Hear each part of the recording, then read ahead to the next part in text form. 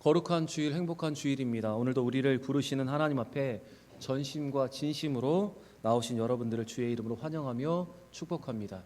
드리는 찬양과 기도 그리고 주시는 말씀으로 새로운 은혜와 또한 감동과 성령 충만을 받는 우리 모두가 되기를 바랍니다. 세상에는 사람을 모으는 사람이 있고 또한 사람이 모이는 사람이 있습니다. 다시요, 여러분 주의해 들으시기 바랍니다. 세상에는 사람을 모으는 사람이 있고 사람이 모이는 사람이 있습니다. 사람을 모으는 사람은 자신의 생각과 힘을 과시하기 위해서 사람을 모읍니다. 그래서 자꾸 자신의 생각을 피력하고 자기의 생각과 같은 사람을 하나둘 모으려고 합니다. 이것은 자기의 존재감과 자기의 세를 과시하기 위한 것입니다. 그러나 반대로 사람을 모으려 하지 않아도 그 사람 주변에 사람들이 모이는 사람이 있습니다. 그것은 사람이 삶이 향기가 다른 사람의 본이 되기 때문에 그 사람 주변에는 사람들이 모여들기 시작합니다. 마치 꽃가루와 꿀이 풍성한 꽃에 많은 벌들이 모여들듯이 그 사람 주변에는 항상 좋은 사람들이 모이게 되는 것입니다. 이 두 부류의 사람을 성경의 인물로 말하면 사람을 모으려는 사람은 압살롬이고 사람이 모이는 사람은 다윗입니다. 압살롬은 자신의 목표를 이루기 위해서 사람을 모읍니다. 아버지 다윗을 죽이고 왕이 되려 하는 그는 사람들을 모아서 반역을 일으킵니다. 결국 압살롬이 모은 사람들은 반역과 배신을 일삼는 사람, 또한 돈을 위해 살아가는 사람들이었습니다. 그리고 그렇게 그 사람들을 모아서 자신의 꿈을 이루려 한 이 압살롬은 머리카락이 나무에 걸려서 죽는 비극을 맞이하게 됩니다. 그러나 다윗은 사람을 모으려 하지 않았습니다. 사울왕에게 쫓겨서 죽을 고비를 넘기는 그는 사울왕을 죽이기 위해서 사람들을 모으지 않았습니다. 다만 사람들이 그에게로 모여들었습니다. 압제와 고통을 받고 있었던 사람들, 어려움에 처한 사람들이 하나둘 모여들었습니다. 그래서 도망자 다윗을 따르는 사람이 장정만 600명이 되었던 시기가 있었습니다. 그리고 그렇게 사람이 점점 모이는 사람 다윗은 비록 오랫동안 13년이라는 기간 동안 떠도는 삶을 살았지만 하나님 앞에 바로 서려야 했던 그의 삶은 많은 사람들의 귀감이 되었습니다. 결국 그는 이스라엘의 왕이 되었습니다. 그리고 모든 선한 왕의 표본이 되었습니다. 그리고 지금도 이스라엘 국기 가운데 빛나는 별이 되었습니다. 여러분, 이 두 부류의 사람, 사람을 모으려는 사람과 사람이 모이는 사람, 여러분 우리는 어떤 사람입니까? 사람을 모으는 사람입니까? 아니면 사람이 모이는 사람입니까? 우리 교회는 다음에 주의 중직자 선거를 앞두고 있습니다. 저는 주를 섬기고 교회를 섬기고 성도를 섬기는 주의 일꾼들이 다윗과 같이 사람들이 모이는 사람이 일꾼이 되기를 기도하고 있습니다. 여러분, 사람이 모이는 사람이 일꾼 되기를 여러분 기도하여 주시고 다윗과 같이 우리도 사람이 모이는 믿음의 본이 되는 사람들이 되기를 바랍니다. 그래서 하나님께도 인정받고 사람에게도 인정받는 믿음이 빛나는 다윗과 같은 사람들이 되기를 바랍니다. 우리 옆에 분과 한번 이렇게 인사했으면 좋겠습니다. 사람이 모이는 사람이 됩시다. 인사하겠습니다. 사람이 모이는 사람이 됩시다. 다시 한번 인사하겠습니다. 좋은 일꾼 선출되기를 기도합시다. 인사하겠습니다. 좋은 일꾼이 선출되기를 기도합시다. 레위인들의 성읍, 제사장들의 성읍이었던 벳세메스 사람들은 돌아온 여호와의 궤를 함부로 다루다가 큰 비극을 맞이하게 되었습니다. 사실 레위인들은 어려서부터 제사법과 여호와의 섬기는 법을 제대로 알고 있었던 사람들입니다. 그러던 그들이 이 여호와의 궤를 함부로 다룬 것은 당시의 시대상이 얼마나 하나님을 제대로 섬기지 못했는가를 그대로 보여주고 있습니다. 이렇게 하나님을 가까이 섬기는 그들, 하나님을 가까이서 수종하는 그들이 하나님을 제대로 섬기지 않았을 때 하나님은 그들을 엄중하게 다루셔서 70명이 법궤를 열어보다가 죽임을 당하는 일이 일어나게 되었습니다. 그래서 이 벳세메스 사람들의 요청으로 여호와의 궤가 기랏 여아림에 들어갔고 기랏 여아림에 20년간 머물게 되었습니다. 여호와의 궤를 이방인에게 빼앗겼던 초유의 사태는 이렇게 마무리가 되었습니다. 그런데 이 법궤가 이스라엘 중심으로 돌아오지 못하고 기랏 여아림에 20년간 머문 그 시점에 이스라엘 백성들에게는 큰 변화가 일어났습니다. 그것은 여호와를 사모하는 마음이 그들의 마음 가운데 생겨난 것입니다. 그리고 그 마음은 그들 가운데 있었던 우상을 제거하고 여호와만을 섬기는 결단으로 이어졌고, 미스바에 모여서 금식하며 회개하는 기도의 운동이 일어나기 시작했습니다. 바로 여호와를 향한 그들의 마음이 회복된 것입니다. 하나님 이렇게 당신을 향한 마음을 회복한 그들에게 블레셋의 앞잡에서 벗어날 수 있는 승리를 그들에게 허락해 주셨습니다. 여호와의 궤가 성막으로 옮겨지지 못하고 기랏 여아림에 머문 지 20년이라는 세월이 흘렀습니다. 여러분, 20년이라는 시간이 여러분 결코 짧은 시간이 아닙니다. 그런데 여호와의 궤가 이스라엘의 중심의 실로에 있었던 성막에 돌아오지 못한 이유가 있습니다.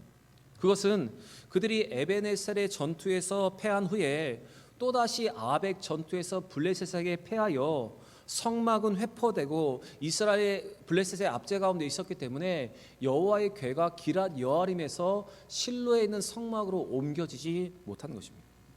그렇게 20년이라는 긴 기간 동안 이스라엘 백성들은 고통 속에 살아가고 있었습니다.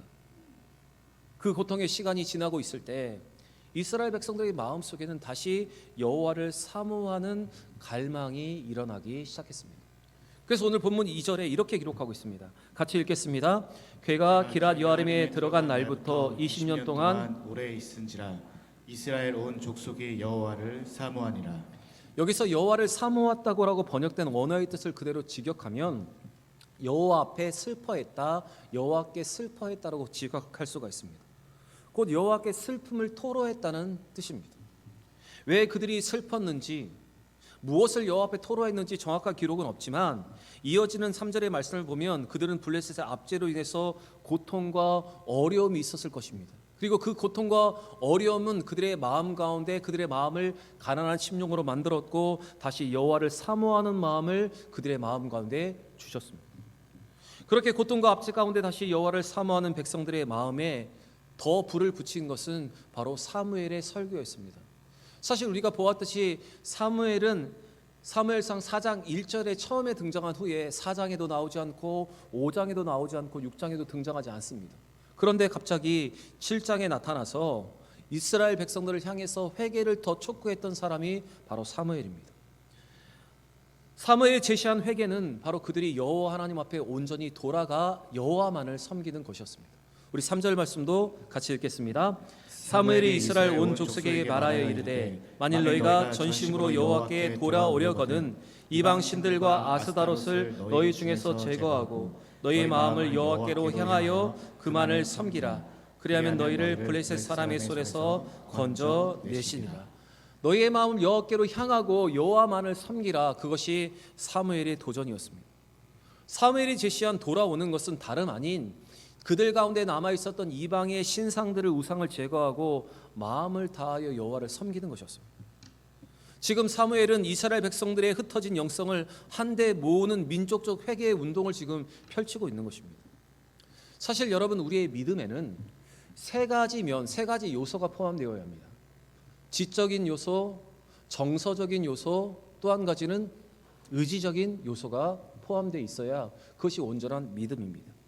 이렇게 믿음에도 세 가지 면이 있듯이 회개에도 이 세 가지가 포함되어야 참된 회개, 진정한 회개입니다. 지적인, 정서적인, 의지적인 것이 포함될 때 여러분 그 회개가 참된 회개입니다. 지금 사무엘의 백성들에게 제시하고 있는 회개는 바로 이 세 가지를 포함한 회개였습니다. 그래서 여러분, 이 진정한 회개는 잘못을 깨달은 것과 더불어 잘못된 행동의 원인을 제거하는 의지의 표현이 반드시 포함되어야 합니다. 즉 회개는 단순히 후회하는 것이 아니라 악을 제거하고 가던 길을 멈추는 것이 여러분 회개입니다.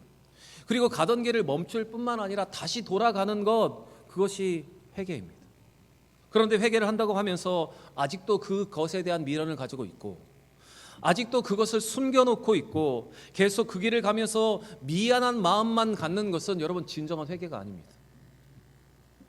하나님은 이런 회개에 속아 넘어가시는 분이 아니시라는 사실을 우리는 기억하면서 우리가 지적인, 정서적인, 의지적인 온전한 결단과 회개를 해야 하는 것입니다. 마태복음 3장의 말씀을 보시면 세례요한은 회개하러 나오는 모든 사람들 향해서 이렇게 말합니다. 회개를 하려거든 회개에 합당한 열매를 맺어라. 회개를 했다면 회개에 합당한 열매를 맺으라고 말하고 있습니다. 바로 지적인 정서적인 의지적인 회개를 하라는 말입니다. 또 창세기 38장의 기록을 보시면 야곱은 중요한 일을 앞두고 자기의 목숨의 위협을 받는 일을 앞두고 자기가 하나님을 만난 베델로 다시 올라가 하나님과의 관계를 회복하려고 합니다. 그때 그는 과거의 모든 삶의 방식과 의복과 자기의 금 장식과 우상을 모든 것을 청산하고 베델로 올라갑니다. 곧 지적인 정서적인 의지적인 결단을 하면서 하나님 앞에 올라간 것입니다. 이러한 결단으로 그는 다시 하나님을 깊이 만났고 하나님께서 주시는 그 은혜와 회복을 누리게 되었습니다. 창세기 35장 2절부터 4절에 기록되어 있는데 우리 4절 말씀을 같이 한번 읽어보겠습니다. 무엇이 의지적인 결단인가 같이 한번 읽어보겠습니다. 그들이 자기 손에 있는 모든 이방 신상들과 자기 귀에 있는 귀고리들을 야곱에게 주는지라. 야곱이 그것들을 세겜 근처 상수리 나무 아래에 묻고. 여러분 이 말씀을 주의해 보시기 바랍니다. 그동안 했던 모든 삶의 방식들을 이제 포기하는 것입니다. 내어버리는 것입니다. 그 땅에 묻어버리고 이제 하나님께서 원하시는 그 길로 가겠다라는 결단, 의지적인 결단이 있었기 때문에 여러분 회복이 일어날 수가 있었던 것입니다. 사랑하는 여러분, 오늘 말씀을 주의 있게 보시기를 바랍니다. 여러분 이스라엘의 회복이 무엇으로부터 시작되었는지, 그들이 무엇으로부터 그들의 영성과 그들의 삶이 회복되었는지를 여러분 집중해 보시기 바랍니다. 그들의 삶의 회복의 시작은 바로 여호와를 사모하는 마음이 그들 가운데 일어나는 것입니다. 다시 여호와를 찾는 갈망이 그들의 삶 가운데 일어났고, 그들의 삶 가운데 우상을 제거했을 때, 의지적인 회개와 결단을 했을 때 그들의 삶이 여러분 회복되기 시작한 것입니다. 그래서 여러분 우리가 만약 회복을 바라고 있다면 우리의 마음에 여호와를 사모하는 마음이 다시 일어나야 합니다. 여호와를 갈망하는 마음이 우리 가운데 일어나야 합니다. 그리고 우리가 진정으로 돌아간다면 지금의 모든 우리의 연약함들을 아파하는 것에 그치는 것이 아니라 지적이고 정서적이고 의지적인 결단과 회개를 통해서 다시 하나님 앞에 나아가야 하는 것입니다. 여러분 그럴 때 하나님은 우리의 삶에서 일하기 시작하시고 우리의 삶이 진정으로 회복되리라 믿습니다. 사무엘의 이와 같은 설교에 이스라엘 백성들은 믿음으로 반응합니다. 그리고 자기들 가운데 있었던 가나안의 우상이었던 바알과 아스다롯을 제거합니다. 그것이 4절의 기록입니다. 같이 한번 읽겠습니다. 이에 이스라엘 자손이 바알들과 아스다롯을 제거하고 여호와만 섬기니라. 여기서 우상 바알은 지난 시간에 우리가 법궤 앞에서 엎드려져서 목과 팔이 풀어졌던 다곤 신에 대해서 우리가 들었습니다. 이 다곤 신의 아들로 알려진 우상이 바로 이 바알입니다. 이 바알은 풍요와 폭풍의 신으로, 이 비를 내리는 신으로 알려졌기 때문에 그들은 바알을 섬겼습니다. 그리고 아스다롯은 여신, 여자 우상의 대표입니다. 그래서 이 두 개의 신을 섬기면 풍요와 다산이 일어난다고 믿었습니다.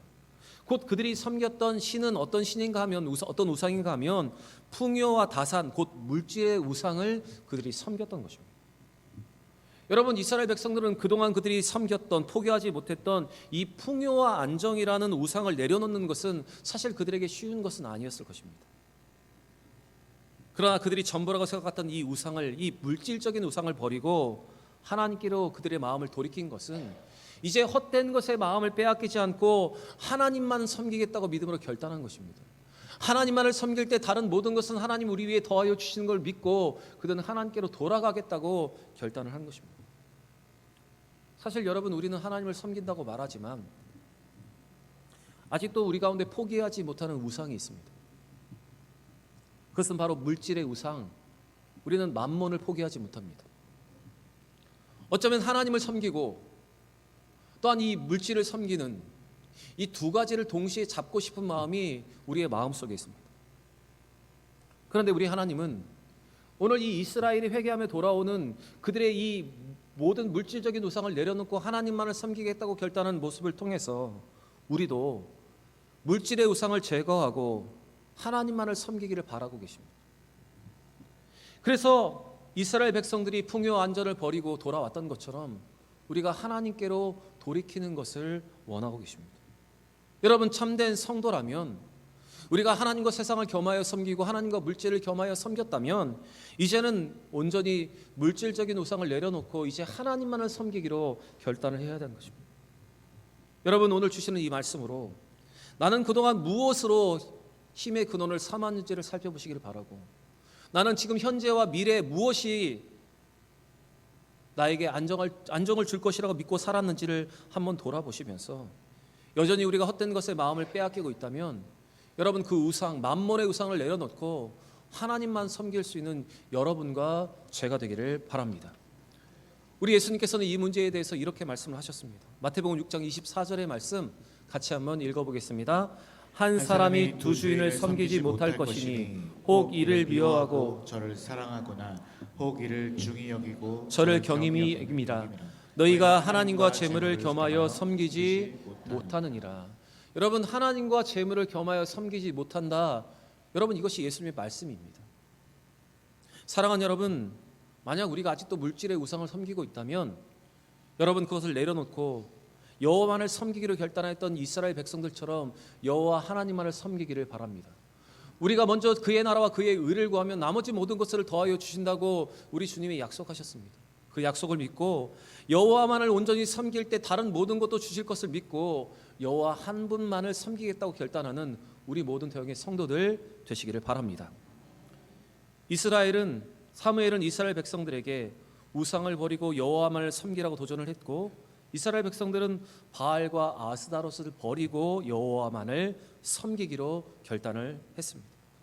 사무엘은 여기에서 그치지 않고 모든 이스라엘 백성들을 미스바로 모이게 했습니다. 그리고 그곳에서 이스라엘 백성들은 여호와 앞에 마음을 쏟아 부으면서 금식과 참회의 기도를 하나님 앞에 올려드렸습니다. 우리 5절과 6절 말씀도 같이 읽어보겠습니다.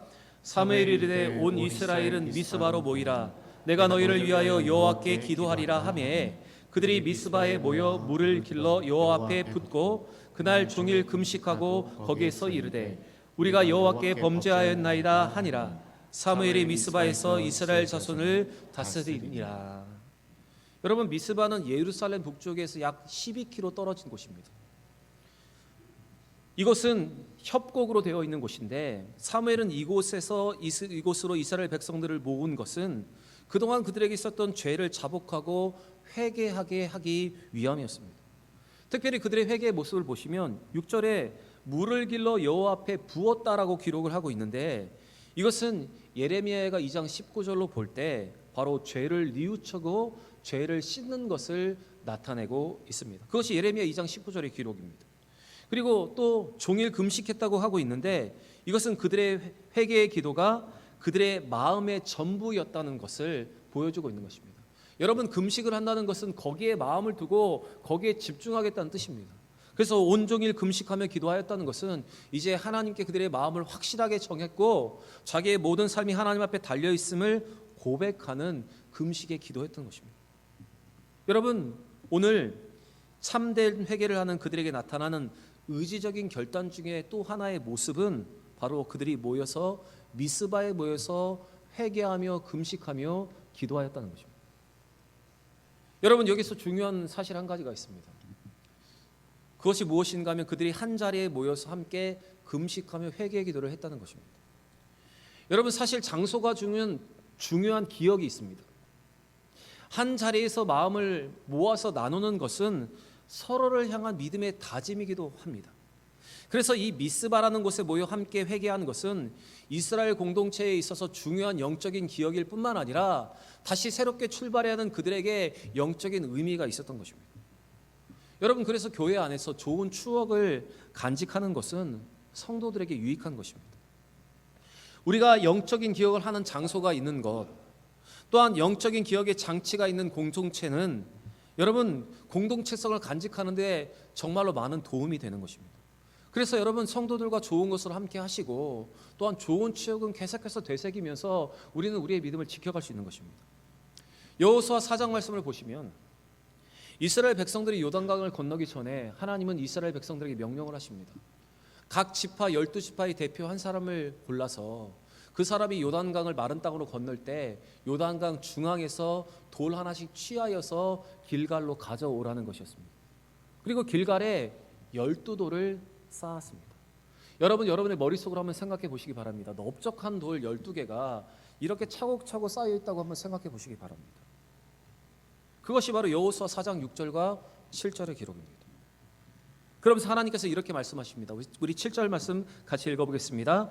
그들에게 이르기를 요단물이 여호와의 언약궤 앞에서 끊어졌나니 곧 언약궤가 요단강을 건널 때에 요단물이 끊어졌으므로 이 돌들이 이스라엘 자손에게 영원한 기념이 되리라 하라 하니라.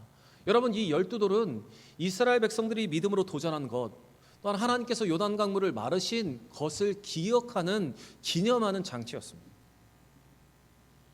이 미스바의 이 요단강 앞에 세워진 이 12돌과 이 미스바의 집회는 여러분 동일한 영적인 의미를 담고 있는 영적인 기념을 할 수 있는 장치였습니다. 그리고 그 기억은 이스라엘 역사의 전무후무한 회개의 운동으로 기록되고 있습니다. 여러분, 우리 하나님은 때로 우리에게 우리의 믿음과 하나님의 역사를 기억하기 위한 장치와 장소를 만들어 주십니다. 우리에게 영적인 것을 회복할 수 있는 장소와 장치를 주신다는 것입니다.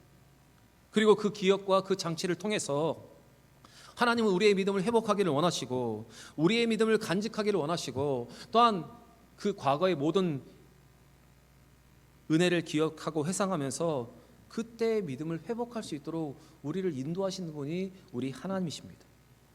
그래서 여러분, 만약 우리에게 하나님께서 중요한 기회를 주셨다면, 우리에게 영적으로 도전할 수 있는 중요한 장소를 우리에게 주시고 또한 시간을 주셨다면, 여러분, 우리는 그 은혜의 장치와 그 장소를 기억함을 통해서 여러분 다시 한번 우리의 믿음을 회복하고 주신 기억의 장치를 통해서 처음 믿음과 그 마음을 여러분 회복해야 하는 것입니다. 특별히 이번 우리는 임직자 선거를 앞두고 있습니다. 여러분, 먼저 선거를 통해서 직분자로 세우신 분들은 이 기억의 장치를 통해서 하나님 나에게 주신 그 직분을 기억하고 나는 그 직분을 잘 감당하고 있는지도 돌아보는 것이 여러분 우리에게 유익한 시간이 되는 것입니다.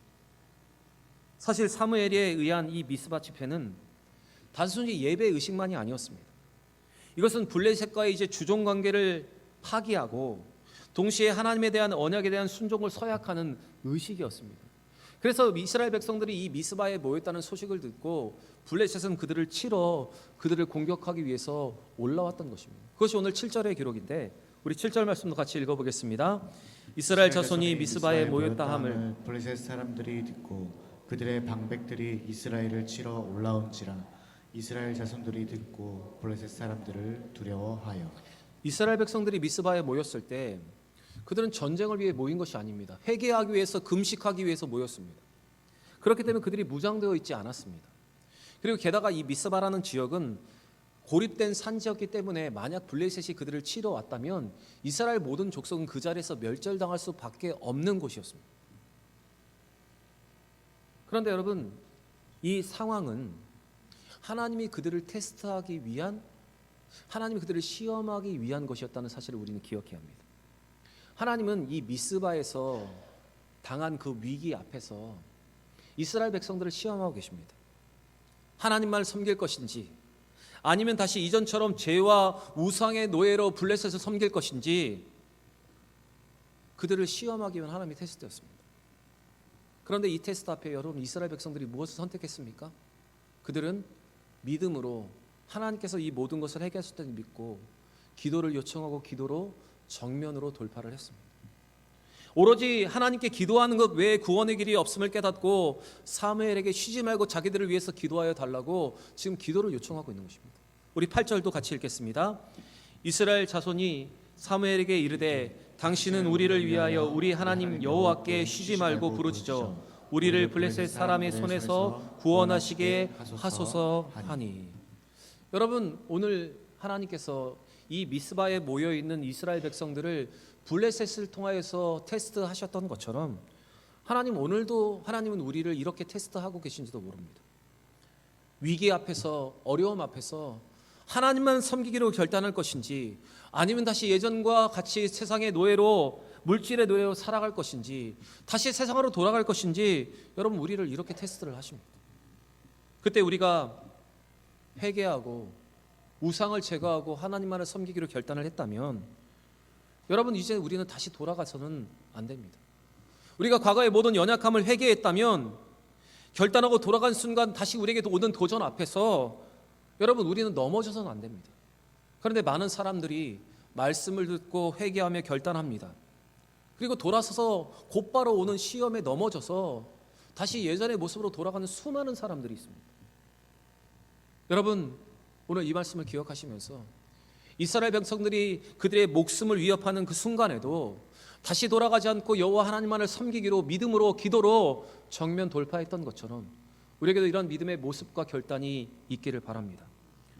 사랑하는 여러분, 이스라엘 백성들에게 긴 침륜의 시간이 있었던 것은 하나님의 능력이 적어서가 아니라 그들 속에 하나님을 갈망하지 않고 우상을 숭배했기 때문에 이 오랜 침륜의 시간이 있었습니다. 그래서 하나님을 갈망하는 마음은 온전한 치유와 회복의 시작점이 되었습니다.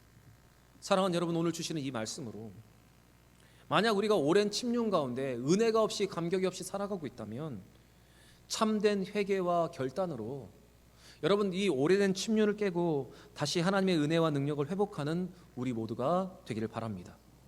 여러분 회개는 지적, 정서적, 의지적인 면을 포함하고 있다는 사실을 기억하시면서 여러분 이러한 참된 회개를 통해서 다시 한번 하나님의 은혜를 누리고 미스바의 회개의 운동이 다시 한번 우리 가운데도 일어나는 귀한 역사를 경험하는 우리 모든 대형의 성도들 되시기를 바랍니다.